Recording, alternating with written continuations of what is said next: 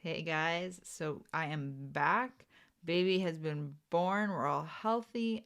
He is right here, so I'm going to apologize in advance if he makes any sounds, cues, the usual baby things while we're going over Conquest. But I'm not going to edit it out. So you're just going to have to roll with it. But let's talk about Conquest because we have a new one starting on Monday. This is the one where we are going to unlock the Fury class interceptor ship. And ship conquests, in my opinion, tend to be the best ones because they are typically a little less grindy. Sometimes I've noticed that they are a little bit easier, and we don't have to hoard gear or anything for a character. So it is a lot easier in terms of roster management, just kind of planning what you want to gear and work on from that angle. But let's talk about it. I am gonna say before we even look at the feats that I'm really gonna recommend that you go after the ship. I know I recommend that every single time for reasons of not getting stuck behind proving grounds and trying to get this conquest reward while it's still in the crates, so that you're not having to do that event once a month and play catch up in that way. But we know that Leviathan is coming, the new capital ship. Um, at the end of these 3 conquest runs, with this being the reward, if you unlock the ship in 3 runs, you will unlock in 7-star on June 26th. And CG has flat out said that if you want to get the Leviathan on the first go round, you want this ship. You're going to need this ship. So it's obviously going to be a requirement. So if you are going after that, keep that in mind that you are going to need this. And who knows if that means we're going to see Leviathan in July before the next conquest, or if it's going to be like August, September, similar to Executor and Profundity. But just things to keep in mind before we even jump into conquest, so you can start planning from that angle. So let's talk about the feats, because a lot of people are getting a little concerned about these, but I actually don't think they look too terrible yet. Um, so we can have a look at them and see here. A lot of them are repeats, so we're good in that regards of already knowing kind of what to do there. But let's start with the global feats, because the global feats are usually the ones that you want to start working on right away. That's where you're going to have your 40 battles and all that kind of stuff. So right out the gate, as usual, defeat at least 500 enemies. Very straightforward. You're going to want to win 40 battles with a full squad of unaligned force users. So that is going to be interesting depending on how your roster looks, but it's totally doable. Win 40 battles with Marin, Mother Talzin, and Old Daka on your squad. So just those 3 Night Sisters. Doesn't have to be a full Night Sister squad. Also important to note that, in my opinion, they don't need to survive based off how that's phrased.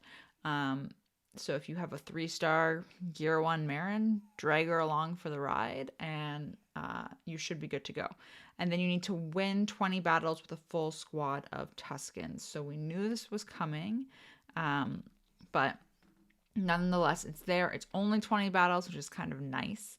And hopefully that's not a typo. And we can get that done probably in Sector 1, again, depending on what your Tuscans look like. This feat is a repeat, so win 20 battles with Trip 0 and BT1 in your squad. That's going to give you the massively overpowered disc, which lets you unlock that feat once you equip that disc. So again, with that, you don't need them to survive if it's at all like last Conquest run. And then defeat 100 enemies with Cal Kestis and Seer. So not necessarily both of them, but if you only want to drag along one, it doesn't sound like they also need to survive, but they do need to get the killing shot. So you can't just put them on the team and defeat enemies. Like, you're going to have them do the kill.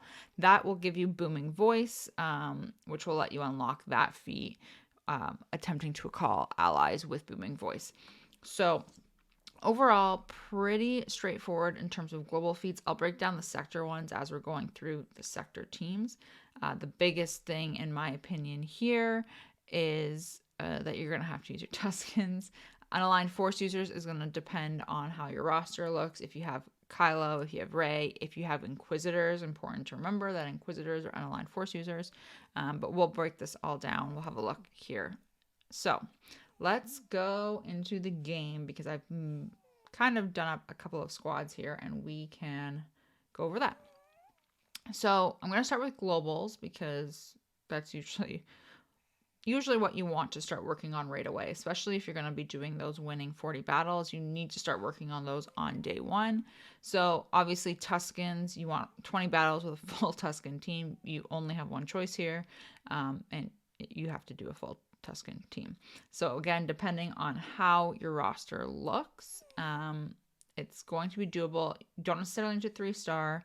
Obviously, it's going to depend on the data discs. I'm hearing rumors about them changing a little bit, which we'll get into later, but we'll see how that shakes out. I think this is going to be totally fine for Sector 1, especially because it's 20 battles, so you can afford to start this feat a little bit later. I would even say halfway through, once you've got your data discs kind of sorted out and figure out what's working, and you can circle back to this feat afterwards.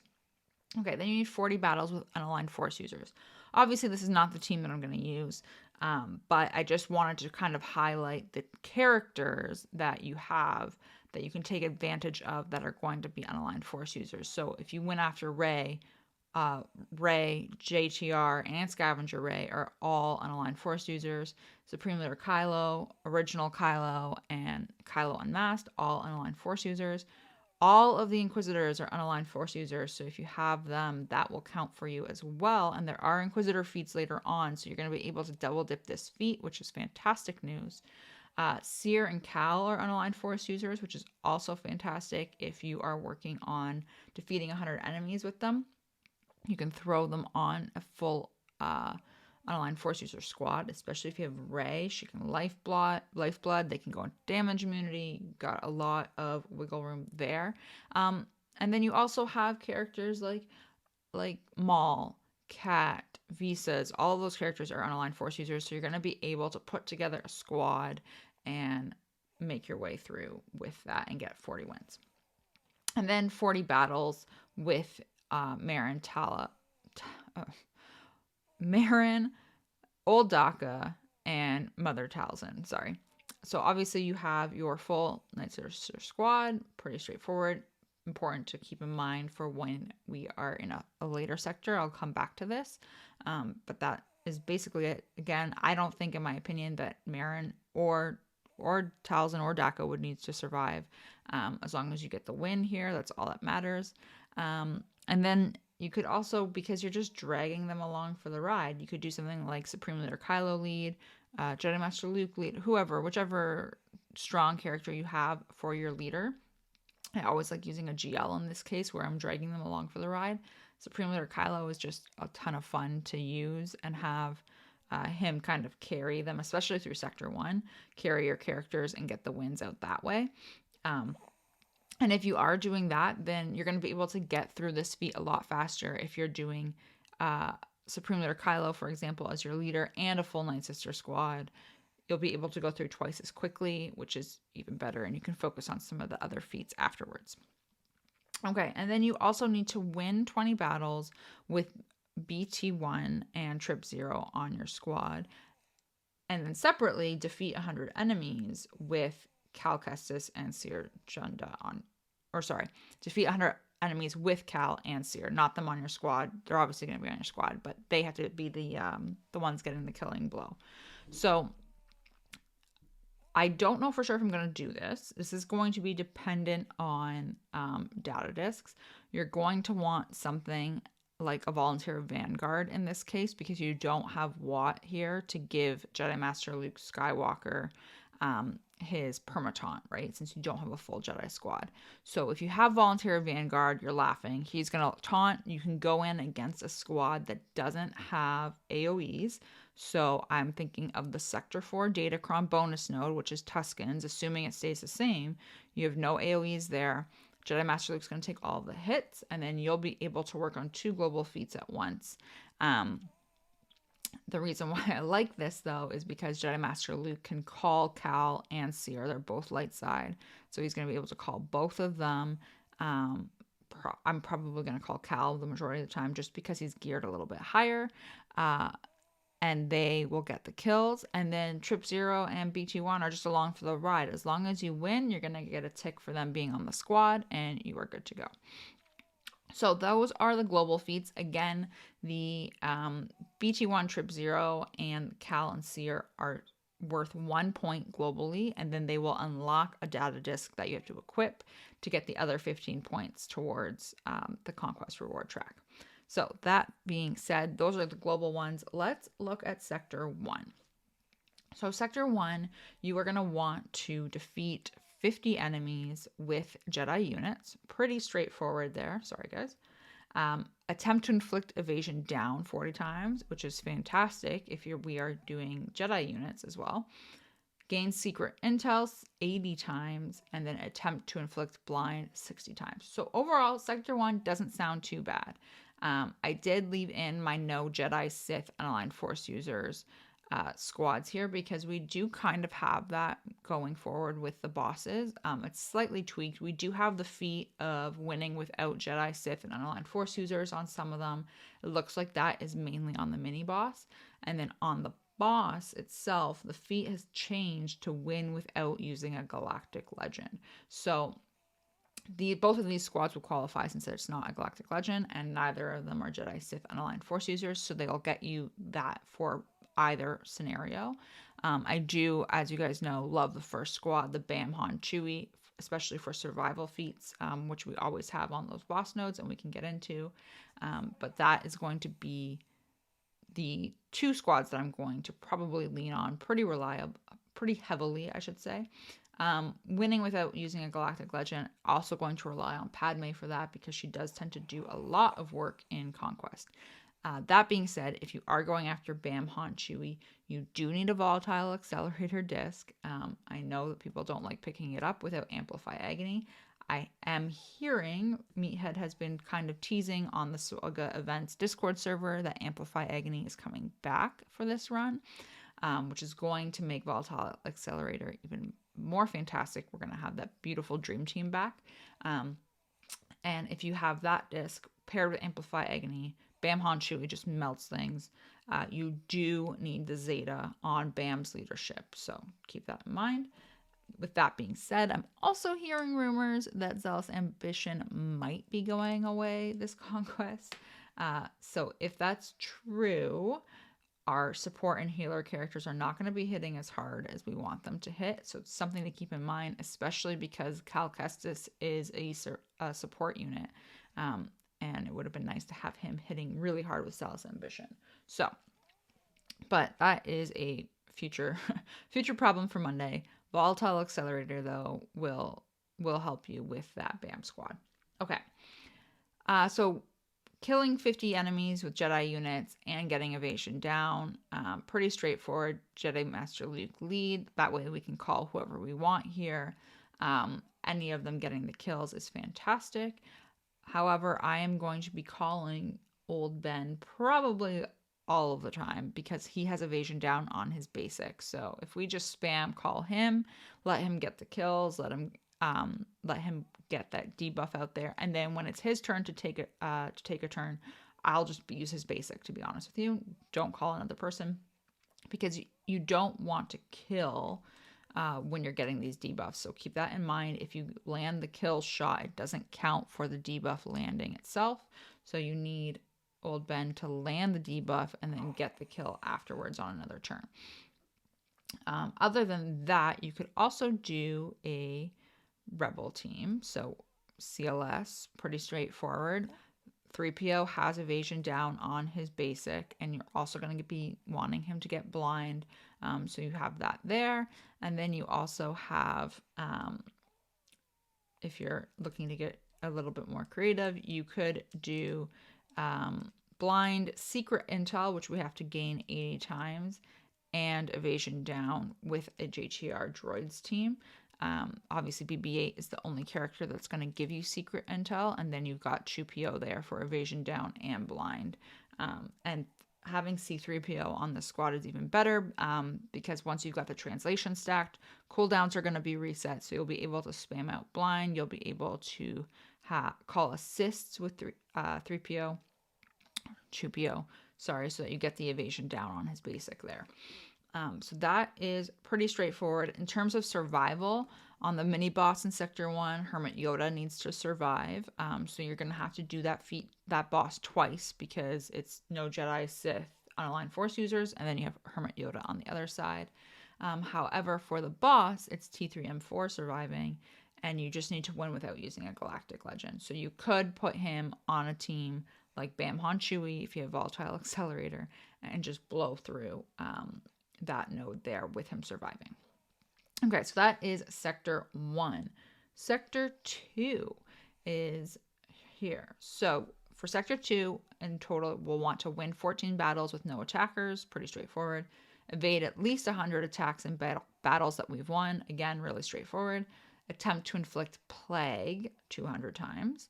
And gain health steal up 20 times. So first squad first, we've got health steal here. I really enjoy doing this with Emperor Palpatine. He's going to get health steal up on all of your allies with his second special, and then Grandmaster Yoda can spread it with his second special as well. So you'll be able to go through that pretty quickly. You only need to gain it 20 times. Theoretically, if you have all of your allies surviving when Palpatine and Yoda take their turns, you're going to get at least 10 in one fight. So really, really straightforward. No attackers. I personally love using Padme, which is why I put them here. But again, this is going to depend on your roster, and also it will depend on whether or not we lose Zealous Ambition.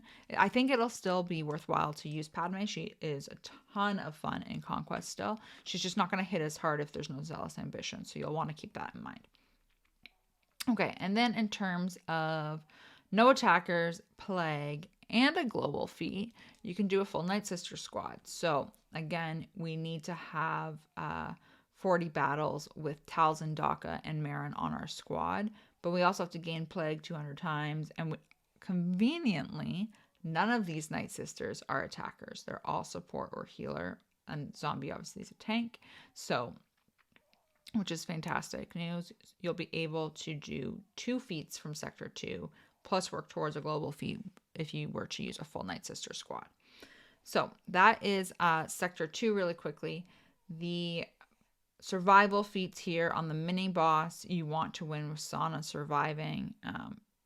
Whether you choose to do that is up to you. And then on the boss, win with Cad and Aura surviving, so bounty hunters. Again, no Jedi, Sith, or unaligned Force users on either of those. So mini boss and the boss as well for a feat. Okay, so Sector 3. Sector 3 is also fairly straightforward. You're going to start seeing some feats here that, depending on your roster, may not be doable. So we'll touch on that. But defeat 50 enemies with droid units. Just droids. It doesn't specify non-separatists this time, so you're free to do whatever you feel like. Gain momentum 1,000 times. Attempt to inflict purge 300 times, and gain foresight 60 times. So again, getting 50 kills with droids, I personally am probably going to lean on the GG team just because I find that they are fantastic in Conquest and they tend to just steamroll through it. But you could also do a JTR lead resistance team. You're going to be able to get droid kills with this and foresight because of her leadership, because of R2. She's the one, though, that's going to be doing a lot of the foresight here. So if you want to kind of double dip there, you can. Again, this is going to be, I was relying on R2-D2 to be getting a lot of the kills here. So it is going to depend on whether or not Zealous Ambition is truly gone. You could also, though, just replace Finn and put Chupio there as well as your 5th member and get droid kills with him. And he's a little bit stronger in most cases. And then you have Purge. So full disclosure, I have Riva unlocked. So if you have Riva, I'm just going to tell you to do Riva lead so that you start with 6 stacks of Purge. That's going to be your best bet in terms of Inquisitors. If you have Grand Inquisitor, I obviously would do Grand Inquisitor lead. And then if you don't, I would run a full Inquisitor team still if you do have them decently geared up. It is going to be, again, you have to do this 300 times. So depending on what enemies you're facing, it's going to be a lot faster if you're going against Jedi enemies, etc. But you can cheese it. So again, you're going to want Volatile Accelerator, and you can do a Palpatine lead because he's going to feed the turn meter because of Volatile Accelerator. Getting those dots out there plus Purge is going to trigger so much turn meter to be fed. And then you're going to want somebody to pre-taunt for you. I like using crew. You could use set. You're going to just want a tank there and then 3 Inquisitors to land the Purge, obviously. This works really well if the only disc you have equipped is Volatile Accelerator. So you're going to remove your other ones. And then you're going to want to go against a team like Padme. Could work against Phoenix as long as you've got like the no AoE. You're going to want to really control them. But I find that Padme tends to work decently well. The initial onslaught goes towards crew, and then you can just kind of control them. They don't take turns because you're getting so much turn meter from Palpatine's lead. So again, that should work if you do need to cheese it. And then gain momentum 1,000 times. So the good thing, if there is a good thing here about this, is you do have to win 20 battles with a full Tusken squad for your global feat. So gaining it 1,000 times is technically double dipping. You don't necessarily need to win for this feat, but because you want to win for the globals, I would highly encourage it.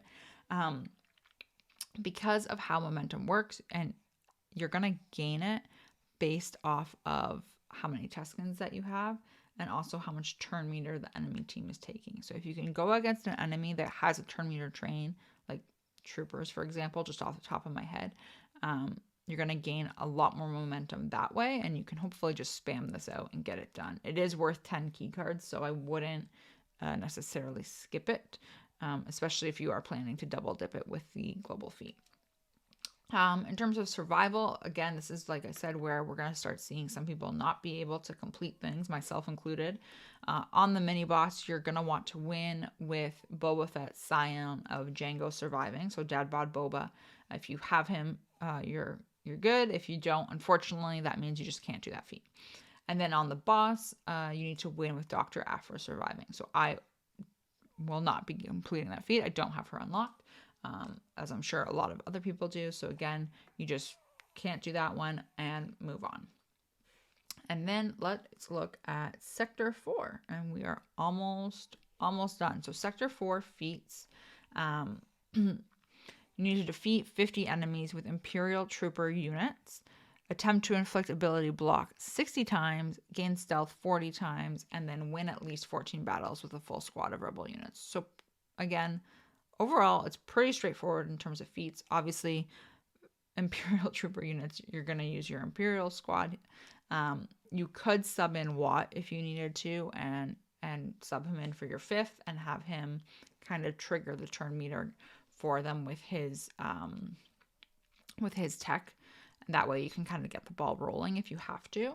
But I would probably just use a full Trooper squad, especially because it's in Sector 4.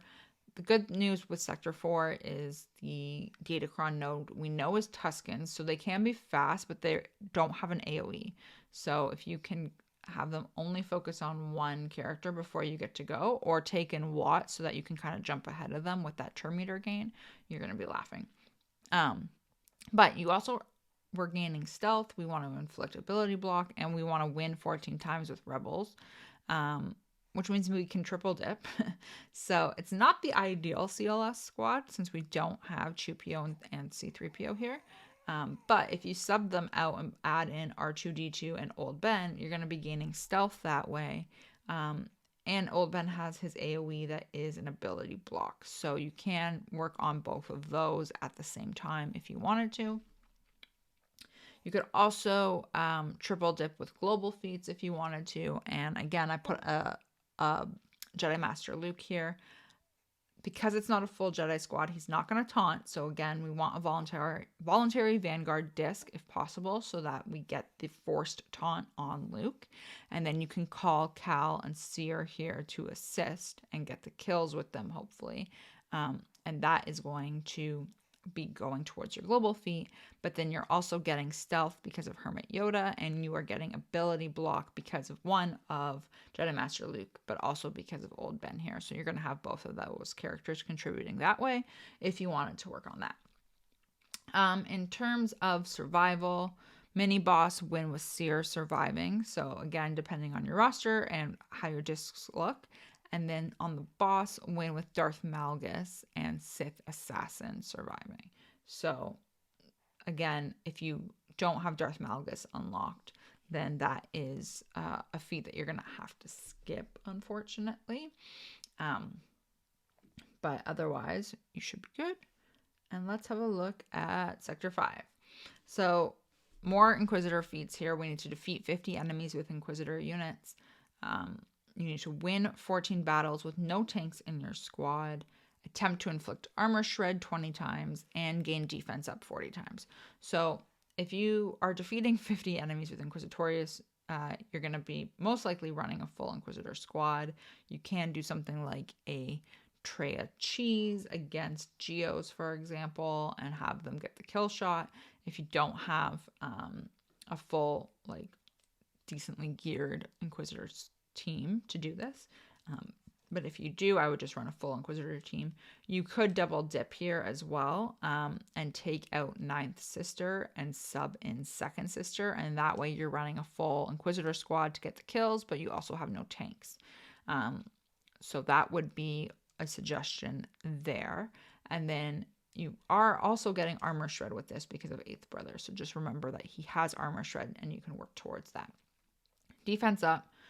Every single time I see this feat, I love it. So, and it's even better, it's in Sector 5, so it's worth 15 points. Don't skip this feat. It is so easy to get done. You want Clone Wars Chewie lead, take in 4 tanks. You're probably going to die, especially in Sector 5. It's most likely that you're not going to win, but you'll get it done in one battle because of Clone Wars Chewie lead. So again, it's got to happen 40 times, but with that team, it will work. Works every time.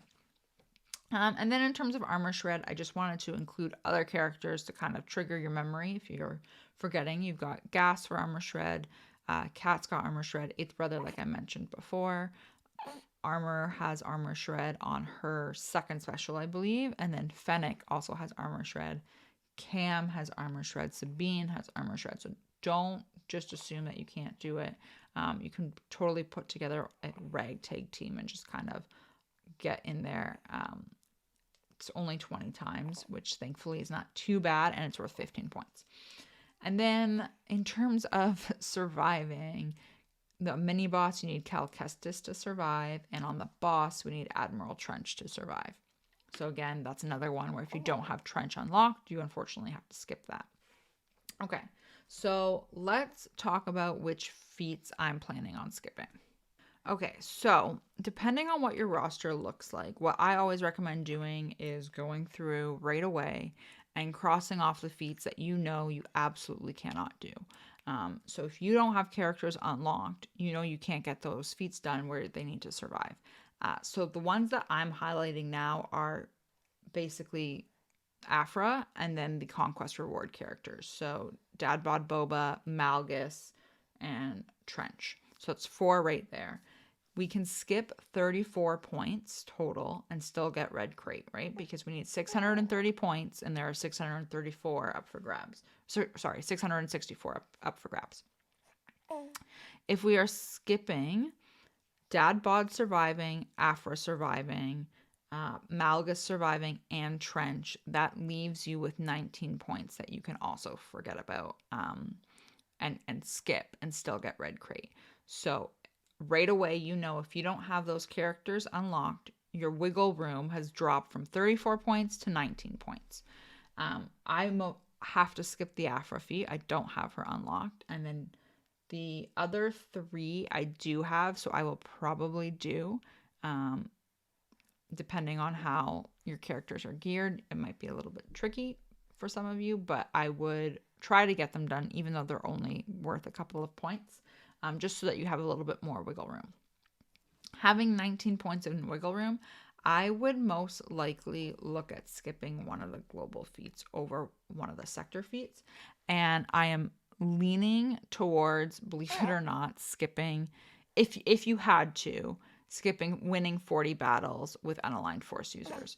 The reason why I'm picking that is because, one, it's 40 battles, so it's going to be grindy. Yes, it's totally doable depending on your roster, but I personally don't find it to be as, overlapping with the sector feats as the other two are. So win 20 battles with a full squad of Tuscans. You could skip that if you wanted to, but if you're gaining momentum 1,000 times, you might as well win. Unless, of course, you're gaining momentum 1,000 times and you're losing consistently, then I would skip the Tuscan feat one. So just keep that in mind. Winning 40 battles with Marin, Talzin, and Uldaka. They don't need to survive. You need to inflict plague anyway in Sector 2, so you're going to be using them. You might as well just go after the global feat as it is. Defeating 100 enemies with Cal and Seer. You could skip that. It would technically be 16 points worth if you did do it, and that would be the one that I would lean towards skipping if you really had to, choose one of the globals to skip. It would either be unaligned force users, maybe Tuscans, depending on how your Tuscans are geared, and then defeating enemies with Cal and Seer. Defeating enemies with Cal and Seer, though, could be cheese. And if you have Jedi Master Luke, honestly, I don't think you need to skip that feat. So I would lean towards skipping a different one instead, whether it's unaligned force users or Tuscans. So just some things to keep in mind with the feats there. In terms of data discs, like I mentioned, you are looking at potentially losing Zealous Ambition this run. I don't know for sure. I haven't looked at the forums since I've recorded this, but it sounded like Meathead was hinting that Zealous Ambition was going to be gone, but Amplify Agni would be back. If Amplify Agni is back and Volatile Accelerator is also in existence, we're laughing. So I wouldn't be too concerned. Just keep in mind that your support and healers are going to be hitting less hard than what we are used to them hitting when we have Zealous Ambition. So again, I would want to look for a Volatile Accelerator disc. I would want to look for Amplify Agony if that's back. Put those two together for a fantastic combo. And then Voluntary Vanguard is going to be very helpful as well to double up on some of these feats, just to kind of get the Force Taunt out there. Other than that, if we are seeing Swiftless discs, those are fantastic. The Swiftless, Ruthless Swiftness, Ruthless Offense, all of those Ruthless discs work really nicely. So I like to keep an eye out for those as well. And then, of course, if you have weaker characters, you definitely want to keep an eye out for Entrenched. You want to keep an eye out for protection discs that are going to make them a little bit more durable, so that you can keep that character alive while you clear the battle and get the feat done. And keep in mind, a lot of these feats, you don't necessarily have to complete them on your first go through a sector. So I would focus primarily, if you can, on getting a lot of the global feats done first while you're making your way through, working on what you can in the sector, of course. Get your data discs and then go back and worry about winning with X character surviving once you have your data discs sorted out. There's no sense wasting energy, especially if you have weaker characters, and losing, or not necessarily losing, but having that character die because your discs aren't optimized yet. So just something to keep in mind. And again, this all starts on Monday, and we will unlock over the next 3 conquests. And I highly encourage you to get this ship as quickly as possible. If you're not doing it in 3, I definitely would recommend doing it as usual within the first 6 that it is in the reward crates for, so you're not having to spend your currency or crystals or get locked behind proving grounds. All right, guys, I will see you next week for Conquest.